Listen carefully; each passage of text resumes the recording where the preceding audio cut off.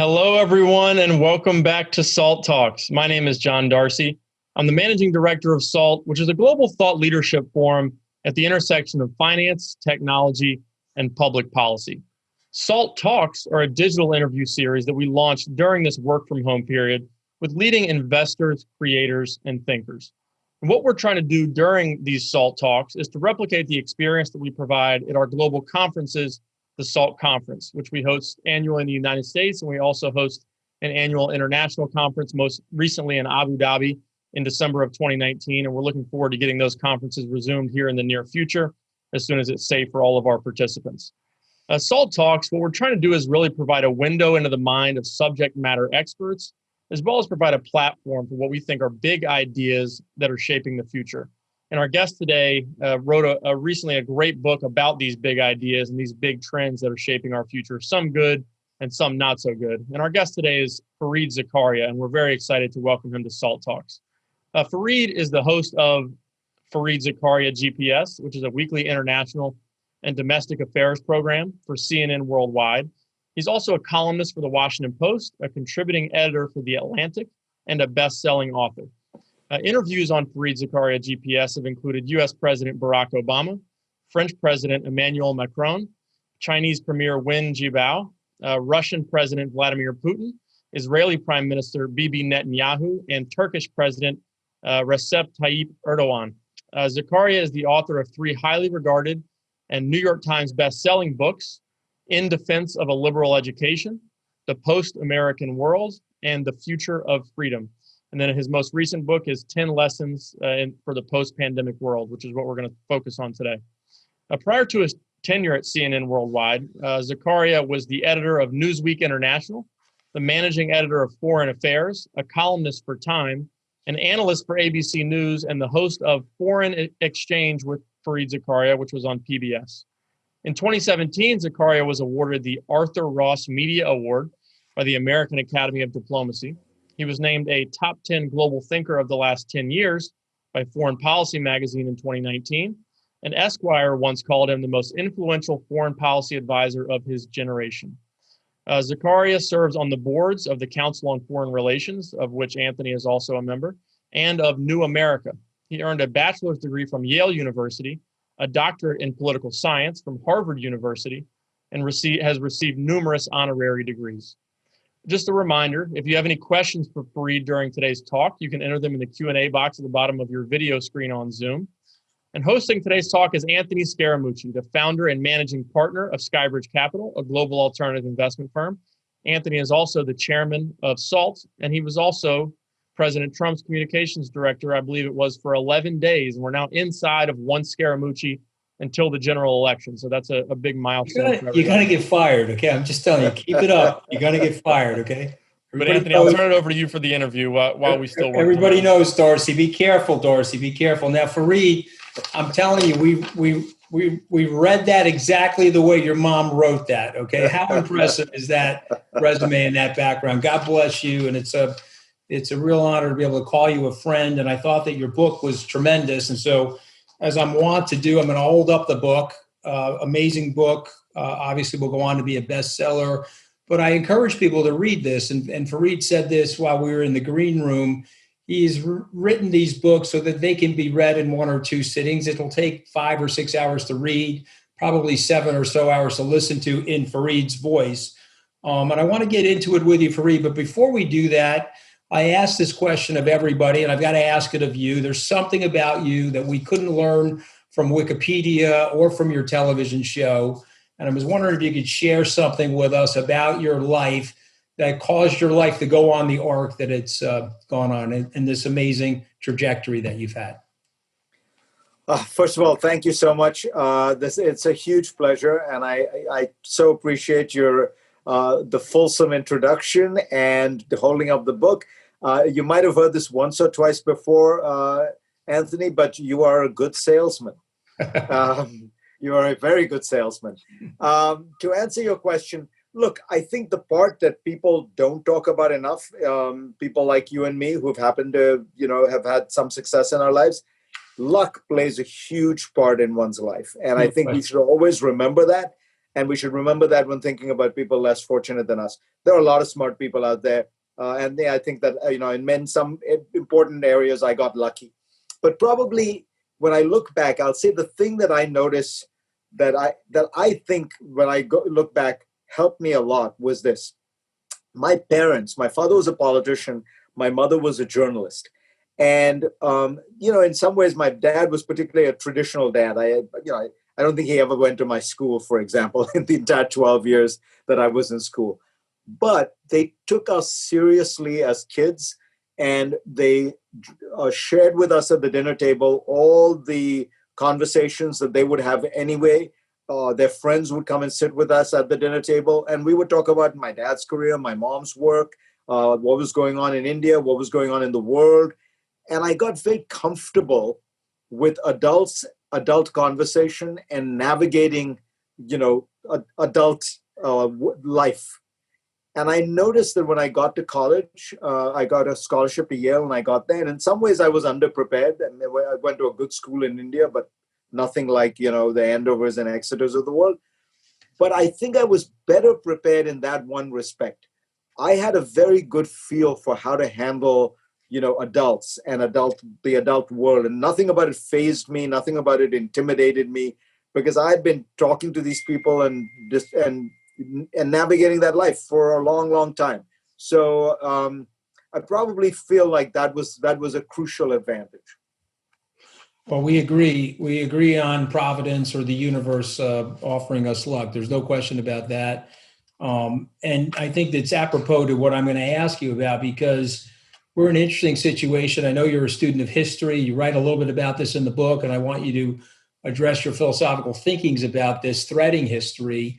The gap is widening, Fareed. We can look at the empirical data between the haves and the have-nots, or the eventuality of a plutocratic world and then a world that's below the plutocrats, which may be suffering. And those people, unfortunately, I'll speak for myself, growing up in a blue-collar neighborhood with blue-collar parents, we were aspirational, but those very same people are now desperational. And so my question to you is this an effect of globalism? Is this a byproduct of globalism? If it's not a byproduct of globalism, what do we do to help these people? Because whatever you think of Mr. Trump or the rise of nationalism or populism, that exists, and systemically it's putting pressure to be reflected into our political leadership. And so I'm just wondering your thoughts on this, and how do you think this unfolds over the next decade?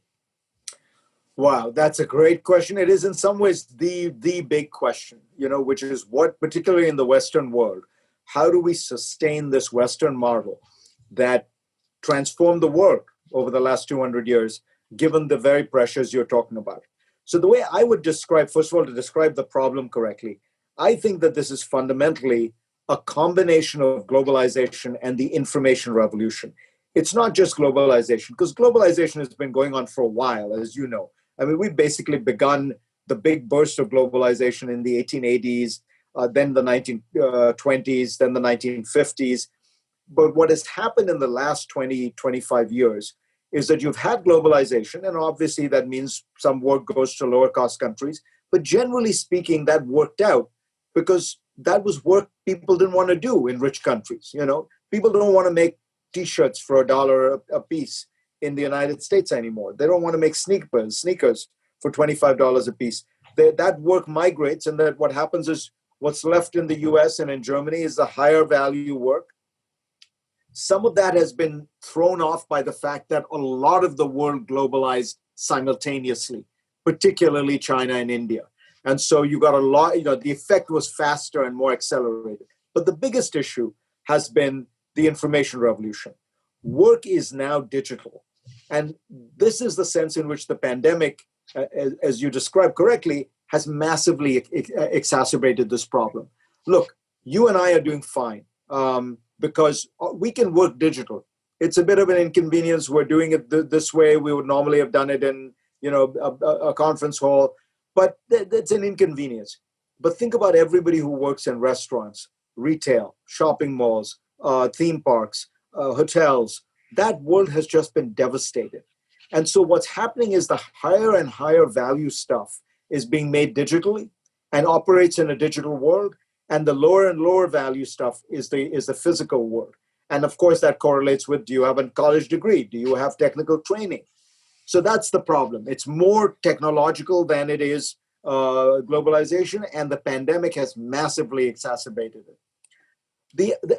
The solution, I think, has to be twofold. We've got to spend a lot more money on these people. To put it very simply, I think we are not even beginning to understand the amount of money we need to spend on things like retraining, on the earned income tax credit. So that what the earned income tax credit does, it says if you work full time in the United States, you will not live in poverty. If whatever the market does, the government will top up your wages so that you do not have to be living in poverty. By the way, it's a great social program. Milton Friedman was in favor of it. So it's a free market program because it encourages work, and these people spend that money. So it's actually good for the economy. The retraining part is harder, but I'll tell you this because I've had senior government officials, people who you know very well in the Trump administration, have came and talked to me about retraining because I've written a lot about it. And they said, what is your sense of how we learn from the Germans? I said, what the best way to learn from them is they spend 20 times as much per capita on apprenticeship programs as the United States does. So yeah, there's some clever aspects to the programs, but the number one thing is they commit real resources to it. So I think a lot of the answer is that, Anthony. But finally, I would say this, and you know this better than I do, and this is what Trump gets. You got to give these people dignity. You got to give them a sense of respect. When we talk about essential workers, when we talk about, that's the right kind of language for us to use, not just about essential workers, but about farmers, about people in construction, about people who are, working in mines. I mean, I think that even talking about this transition, it's not the right way to think about it. You first begin by honoring these people. And then you say, what we are trying to do is to make sure that your children can have the same kind of dignity and work and study. And we are therefore going to try and create jobs of the future for those people. But we honor, we respect, and we want to help you have, we want to help make sure that your family has the same kind of life that you've been able to have. Something like that.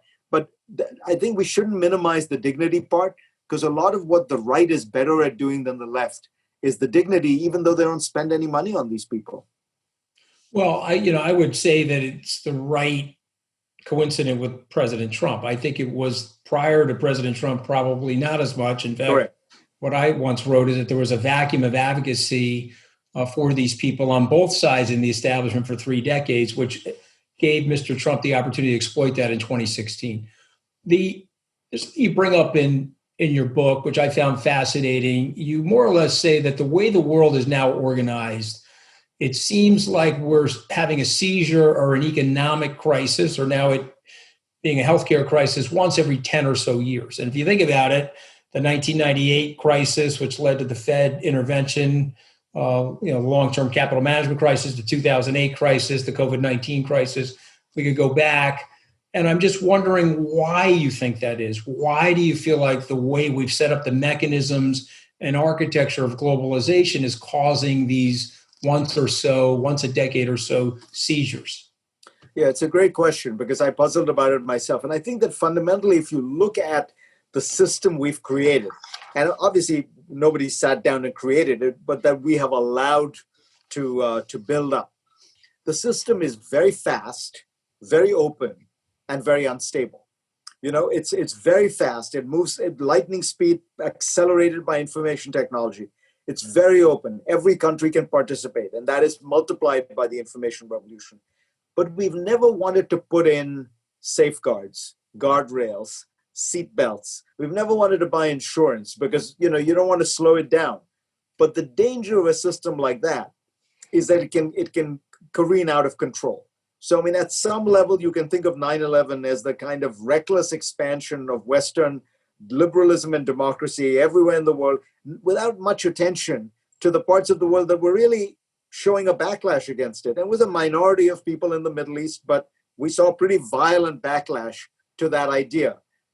If you think about the global financial crisis, right? I mean, ever since we have massively deregulated the financial space, it's basically since the 1990s or late 80s, You've seen a lot of these crises. I mean, the SNL crisis, the Latin American debt crisis, the tequila crisis, the Asian crisis, the Russian default, the global financial crisis. And if you look between 1938, roughly when FDR regulates, to 1985, not a lot of crises, but a much slower system. So I'm not saying we know what the balance is, but clearly it is out of control right now, because we're seeing it's not just the pandemic. We're seeing forest fires in California. We've burned 5 million acres of land. That's the entire state of Massachusetts up in flames, because between global warming and the way we have actually incentivized people to live at the edges of forests, it's an invitation for one of these accidents to careen out of control. Factory farming, the way we do, it's an invitation for another pandemic. So I want us to think more about resilience and security, maybe sacrifice a little bit of dynamism, because the thing you don't know, Anthony, is one of these could be the last, or at least could be so severe that it becomes, just imagine if we had been able to sacrifice some dynamism and not had the global financial crisis. The world probably spent $20 trillion recovering from that. Imagine if we could have bought a little insurance and been a little careful about human development, so we don't have these constant contacts between animals like bats and human beings. We're going to spend, I don't know, $40 trillion on this pandemic by the time we're done with it. It would so much be worth, a few billion dollars, a few tens of billions of dollars in prevention rather than the cure. Very, very well said. And hopefully we'll get there. There's your lesson 10. I mean, I loved all of the lessons, frankly, but the lesson 10 I found fascinating because you really do understand the post-World War II architecture. You mentioned a little known fact by most Americans that FDR really started the process in 43 into 44 with the notion of the post-World War II architecture starting. Even though the outcome of that war was uncertain, he knew that, and he was a Wilsonian in many ways because he was the undersecretary of the Navy for Woodrow Wilson. And when I was reading that and reflecting upon it, I was actually listening to it on audio tape, and then I went back and looked at it in the book, and I was reflecting upon it. It's 75 years out. It's been by and large successful. We've had peace and prosperity as a result of the post-World War II alliances and the architecture. But I'm wondering now, because a lifetime has gone by, 75 to 80 years, is it time for a reset? And if it is time for a reset, Fareed, what would that reset in your mind look like? What would it need to look like to continue peace and prosperity and the lifting of the rest of the world into middle-class living standards? You're asking all the big questions. I mean, I think that's in a way the central international question. And you're right. There's no question. I mean, FDR was a total visionary. And you really have to imagine in that situation, isolationist America, 43, as you say, 1.5 years after Pearl Harbor. And he's already thinking that we are going to create a new world order. We're going to create a new system. We're going to create an architecture that gives the great powers an incentive to be in there. He was at Versailles. He was visiting as Assistant Secretary of the Navy, and he said Wilson's ideals, roughly speaking, what he said was Wilson's ideals were the right ones, but the guy doesn't understand. It's not going to work if you just say these are the laws and these are the rules. You got to give the major countries an incentive to be there. That's why we ended up with the Security Council. That's why we ended up with the great powers veto, which invests the strongest countries in the world in the system. So that is, in some ways, at the core of my answer to your question. We will not be able to sustain this system if the most powerful countries in the world today, not in 1945, are not invested in. Yeah. And if you think about the architecture now, I mean, the 5 countries that dominate are the 5 countries that won the war in World War II. It's actually 4 countries. We pretend that France won the war when it really didn't. Well, it's interesting because not to interrupt, but I will. It's sort of like the Dow or the S&P, Fareed. We recirculate. I can assure you that the Dow 30 in 1945 are not the same as the Dow 30 today, or even 10 years ago, for that matter. I think it's a very interesting point. No, exactly. Now another analogy, though, which is a little less hopeful, is the American Constitution. I happen to be, as an immigrant, a huge fan of the American Constitution. I think it got more things right than any constitution has ever gotten right. But it is an 18th century document. Parts of it are badly worded. I mean, the Second Amendment, frankly, is just a grammatical mess. Nobody even knows what it means when you talk about a well-regulated militia, So there are parts of it that clearly need updating, but it's very hard to do. So the real challenge here is going to be, to do a kind of software update, a soft update. You're not going to be able to say, we're going to bring the system down and we're going to start from ground zero. But we have to find a way to incentivize the most powerful countries in the world that could otherwise be the spoilers to in some way be part of it. It doesn't mean that they're all going to be beautiful liberal democracies and the world is going to be at peace. No, China is going to be a competitor. We're going to have to play hardball with it. We're going to have to find ways to outcompete it. We're going to have to find ways to push back against it on many issues. But we both have a very strong overriding interest that there be an open system, a rule-based system in which mostly things are resolved by dialogue and not by force, in which everyone can trade with everyone. So if we can come up with a set of rules and try to incentivize people, and what does that mean? It means we blew it in the Obama administration on something called the Asian Development Bank. The Chinese came to us and said, we want more influence in the Asian Development Bank, which is basically a public financing mechanism in Asia, and we'll put in a lot more capital. Obama administration said no. The Brits actually advised us to accede to the Chinese demand. And we're like, no, we like the fact that we dominate the Asian Development Bank. So the Chinese say, okay, we're going to go off and take our marbles and we'll start our own thing called the Asian Infrastructure Development Bank, which is, I think, got 5 times as much paid up capital as the ADB. So they went out and freelanced, created their own alternate system. It's working better than the Asian Development Bank is dying. Yeah. We've got to think that example through 100-fold. 100%. They did the same thing with the Export-Import Bank for China versus our EXIM Bank in the United States. Fareed, you wrote an amazing book. I have to turn it over to John Darcy because we have huge audience participation and we've got tons of questions coming in. And so, I'm not that promotional, right? Fareed, see, look at the book. Look, I'm like using the book as a windshield wiper. See that? But it's an amazing book. I encourage everybody to read it. And wish you great success with the book. And I'm looking forward to your future writing on this topic because I think you're right on point and where the world needs to go. So congratulations, Fareed. I'm going to turn it over to John and all that blonde hair, Fareed. Look at all that American blonde hair. All right. Thank you. Thank you, Anthony. It's my pleasure to take the baton. So Fareed, I want to elaborate more on what you talked about in terms of humans encroaching on animal habitats. There was a great book that we've talked about before on previous SALT Talks called Spillover, written in 2012, that more or less predicted elements of this pandemic. And you write as one of your lessons in the book about how the pandemic and likely future pandemics is sort of nature's revenge for overpopulation, human environmental encroachments.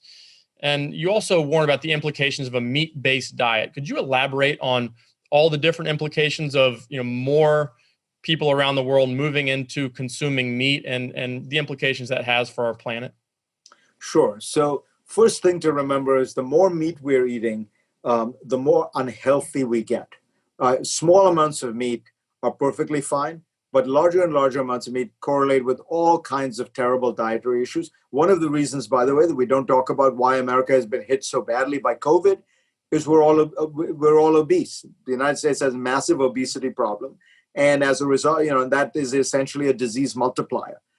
But the problem with a meat-based diet is fundamentally it is terrible for the environment in terms of global warming. The amount of farmland you need to produce the amount of calories we consume through meat is massive. I can't remember the exact numbers, but it's something like 40 or 50% of the farmland for 15% of the calories. So secondly, there's a huge amount of methane that is released into the air. And thirdly, factory farms, which is, by the way, how 99% of meat is produced. So if you think you're having organic meat and you're solving the problem, you're not. You're 1%. 99% of meat is produced through factory farms. You're herding animals together in incredibly unsanitary conditions. And you've chosen animals that are genetically selected to be similar, right? Because that's the whole point of factories. You're producing exactly the same product. And that means that these animals have no defenses against viruses. So the virus just keeps hopping from animal to animal, getting more and more powerful. You've injected the animals with antibiotics. So the viruses are now becoming antibiotic resistant. And this is a petri dish for a pandemic. And my great fear is that COVID-19 is the dress rehearsal for what is going to be a more virulent version of a respiratory virus born out of this factory farming. So you've got global warming issues, you've got environmental issues, and you've got pandemic issues. And most importantly, your personal health will be substantially alleviated by reductions of animal protein. Now, to be clear, I'm not a vegan. I'm just careful. I think it's very important my sort of approach in life is Aristotelian, everything in moderation.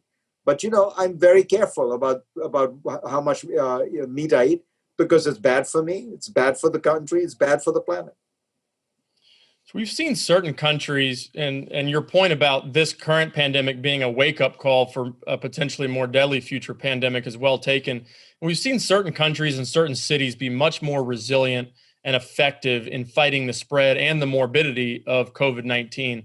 What cities and countries have stood out, and what can we learn from their success in preventing the spread and in treating the virus? Sure. It's a really good question, because we really have a wide variation. It's exactly what a social scientist would want in almost a kind of natural experiment. So probably the gold medal goes to Taiwan. Taiwan is about 24 million people. It is right next to China. It gets huge amounts of traffic from China, tourists, business travel, millions and millions of people.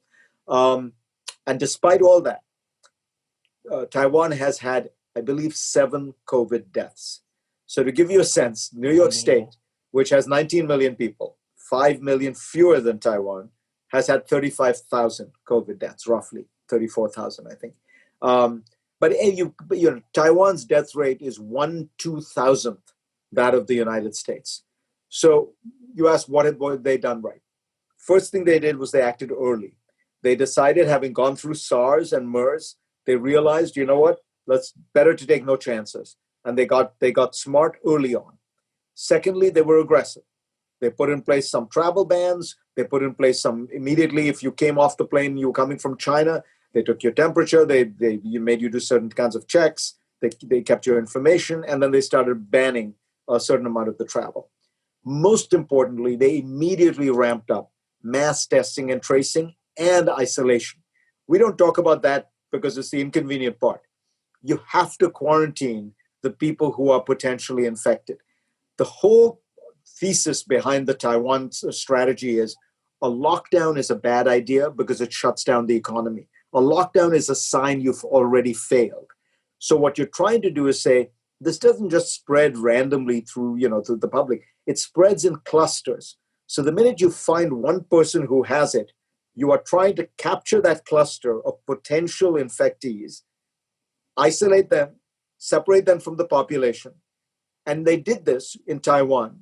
In total, they separated 250,000 people for 14 days at a time, obviously not all at the same time. But that's 1% of the population of Taiwan. So they were able to keep 99% of the country, the population, fully operational by just selectively and strategically and immediately pulling out those people who might be infected. So it's early, aggressive, and intelligent. We were late, passive, and stupid.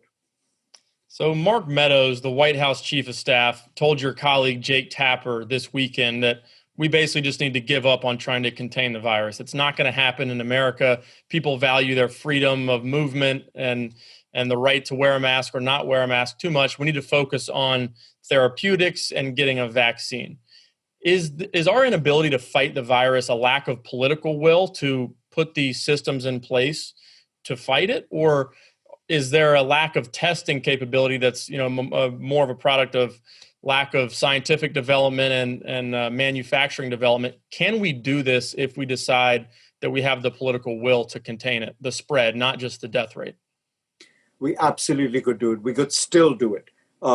First of all, to explain why we don't have a mass testing and tracing system in place, it is purely a political decision. The testing piece is trivial. Do you know why we don't have real good testing in America? Because the federal government has not made a distinction between tests that are returned within 24 hours, within 48 hours, within 3 days. A test that with the results you get 3 days later is essentially worthless. You're trying to figure out when people are when people are infectious and separate them. So you're infectious for about 3 or 4 days maximum during the course of this disease. Right. If you get the test back 3 days later, you've already passed the point where you're infectious. So at that point, there's really no point in isolating somebody. So the whole point of isolating is once you find out that somebody is positive, you put them in a place where they can't infect anyone else. So if the federal government will not make a distinction in reimbursing, why would a private company, you guys, most of your viewers are business people, why would a private company be stupid enough to incur heavier costs to turn around the test in 24 hours as an act of public virtue? They're not going to do that. The feds have a very simple solution, which is you reimburse double for a test that you get back in 24 hours, normal rates for 48 hours, and maybe 10% for anything that comes back afterwards. You would see the testing regime change in a minute. I mean, these companies could do it easily. But, while they have 95% margins, why are they going to do it now? The tracing piece, yeah, there's a little bit of a challenge there. But other Western countries have been able to do it. Germany has a very good tracing system in place. Some of the Northern European countries have a very good system in place. No, we are just being defeatist. And the Trump administration has decided that their election strategy is to say, look, this was not something one could handle. So any change to the system would imply that they made a mistake. And Trump hates to admit he's made a mistake. The real truth is what we should be doing is saying we failed. Happens in life, whatever. That's history. We can learn from the failure and we can still set it right.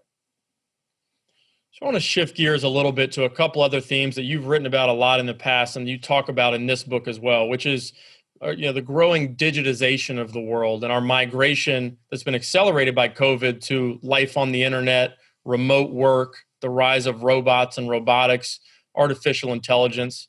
Long term, what do you think the implications of the pandemic are to the speed of the development of those technologies? And what do you think those technologies look like in our society in, say, 10 to 15 years from now? Yeah, it's a great question, and it's a big question. The way I think about it is what the pandemic did was it massively accelerated an ongoing trend, which is we were clearly transitioning to a greater and greater digital life, but it's massively accelerated it. Look at telehealth. It was very hard to get people to go to their doctors. People like to go and physically meet with the doctor. The doctor liked to meet with you because the doctor got paid more when they met with you. Suddenly, COVID has eliminated all those human obstacles. And you're going to have 1 billion televisits, health visits by the end of 2020. Most people had predicted that would take about 10 years to happen. So you're massively accelerating it. Now, in doing that, my fear, there are a lot of hopeful things about that because it massively increases productivity. It massively increases the scale at which you can operate. Think about education. One of the things that will come out of this is we're doing it badly right now, but online education will be totally transformed because by having this huge, massive stress test to the system, we're going to figure out what pieces work, what pieces don't work so well. I've got a son in college who already, they're all piecing it together. They're realizing, if it's a lecture, Zoom works fine. In fact, you don't even need the Zoom. You can listen to the lecture as a podcast while you're, doing something else. You're biking or you're running or you're walking. But for a discussion section, the Zoom is not that great because you don't, so you're finding some areas where the technology is actually great. You're finding in some areas where it needs a lot of work. You need to supplement it. I find that with dealing with my teams for the show, building social capital on Zoom is very hard. Spending it is easy. If you already have good relations with people, you already have a good working environment, you can execute. But what about the new person? What about the new process? What about the new, what about the little stuff that you haven't thought about. So all that is the challenge. The dark side, and I'll end with this, is it's happening really fast. So if you think about globalization, one of the reasons we're in the situation we are with the anti-globalization mood is that China, and perhaps to a lesser extent India, were just such large shocks to the system. Before that, when we had expanded globalization, what did it mean? Japan came online, 50 million people. South Korea came online, 30 million people. Singapore, Taiwan, 10, 15 million people in total. And then you get China, 1 billion people. Then you get India, at the time, 800 million people. And so the scale was just so much larger than anything we had dealt with before that it did cause an impact both economically and politically. I worry that the speed with which we are now going to make this digital transition is going to just be devastating. So let's say it transforms the restaurant industry, which I think it will. And you'll have a much greater degree of online, web-based delivery systems and a smaller number of high-end restaurants where you go for the real experience or for kind of really cool bars where you're going for the atmosphere. So there will be some kind of sort. Normally, maybe it would have taken 20 years for this to happen. If it happens in the next 2 years, what happens to all those people who were waiters and busboys and, the bellhops at hotels? And so, change is good, but when change accelerates that fast and almost unnaturally, are we ready for it? And that's one of the reasons I come back to the importance of government as a stabilizing force to try to help us get through what is a crazily accelerated transition to digital. So what are those solutions? It's a great segue to a couple of audience questions. There was one that was focused on India. India is obviously undergoing massive economic development and digital development. You're seeing the growth of the technology industry is very fast right now in a place like India. It's the same type of phenomenons we've seen across the world in China and the United States. What type of government policies do we need? Obviously, you talked about technology providing a more level playing field in terms of access to telemedicine and healthcare, better access to at least the bare minimum quality of education in the form of lectures and things like that. What type of government policy specifically would you like to see in the United States or elsewhere to make sure that the people on the bottom rungs of the ladder at least have the means to live not an impoverished life? It's a great question. Look, it's quite different, I would say, honestly. A place like India, you're still facing the fundamental challenge that about 600 million people in India still live on less than $2 a day. And one of the reasons is that the Indian economy remains very closed, very regulated, very socialistic. And so in India, the answer is open up, open up, open up. You need growth. You cannot get those people out of poverty without growth.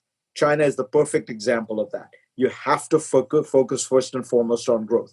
And you have to focus on employment-friendly industries, the places that employ large numbers of people. And so that for India, that means you've got to do everything. You've got to do factories. You've got to do retail. You've got to do large-scale agro. You've got to find ways to open up the labor markets, bring in foreign investment. It's all the traditional mechanisms that have allowed countries to grow by embracing markets, by embracing development, by embracing trade. For India, you've got a long way to go before you start having the problems of too much growth, too much development. So right. In India, I would say really think of just opening up, and all the technology is good because it leapfrogs all kinds of ruinous and dysfunctional technology. So there's a 4G system in India that's been put in place, amazing for increasing productivity for farmers, for laborers, for anybody. The US and the Western world faces a different problem, which is the traditional working class of these countries, the non-educated working class, by which I mean people without college degrees or even much technical training. And it's important to make that distinction. Workers with technical training, for example, electricians, plumbers, are doing fine. And they can adapt very well to the new economy. They can adapt to working on wind turbines or solar panels or whatever it is. But it is the more traditional working class, the less skilled, what would have been called semi-skilled jobs, that is much harder hit. for these people, I think you just, as I was saying to Anthony, you got to spend more money. I mean, we've been Obama gave a great speech once, or some remarks where he talked about the signing of, I think it was the South Korean free trade deal. And he said, we all know that the trade is good and more trade is good. It opens up, it grows the pie. But we always say we understand that it dislocates some people and we should spend money on them. And then we never spend any money on them. And then that resentment grows. It was prophetic in a way, because that has been our principal problem. We know that there is going to be a period of dislocation, and there are going to be parts of the country that are dislocated. In other words, this is not spread evenly throughout the country, that you get all the benefits, evenly, and all the costs evenly. The benefits are spread roughly evenly. The costs are highly concentrated in particular towns in Pennsylvania, in Wisconsin, in Michigan, in Ohio. And you have to have a strategy that addresses that. And frankly, that helps these people. Some of it is just cash. Some of it is retraining. Some of it is figuring out new apprenticeship programs. But we need something on the scale of the GI Bill. The great thing about the GI Bill was it was a very American and ingenious solution, which was the federal government will pay, but it will not administer anything. The private sector, as it were, colleges, both state, religiously oriented, private, will provide the service. So the deal was, if you'd been a GI and you presented your proof of it, you could go to any college for any degree of any kind, and the federal government would pay. I think that the federal government does very well writing checks. They know how to do that very well. Administering stuff, they're less good at. So try and find a similar, where maybe the private sector identifies the needs. Here's what we need: welders, we need whatever. The federal government provides the resources, and the community colleges maybe, or state colleges do the training. Some kind of triangle like that. Right. And what stops you, just to be clear, is it's not that we couldn't come up with ingenious programs. What stops us is the resources. You'd have to spend a lot of money. I'm talking about tens of billions of dollars on this. So you talk about, we're going to leave with one last question. You talk a lot about these trends, and in a lot of ways, the book is very depressing or concerning, because you see so many things happening that are moving us in the wrong direction as a world. But let's imagine 5-10 years in the future. Let's say we have a change in administration in the United States. Vice President Biden wins the election, as the polls seem to indicate that he will.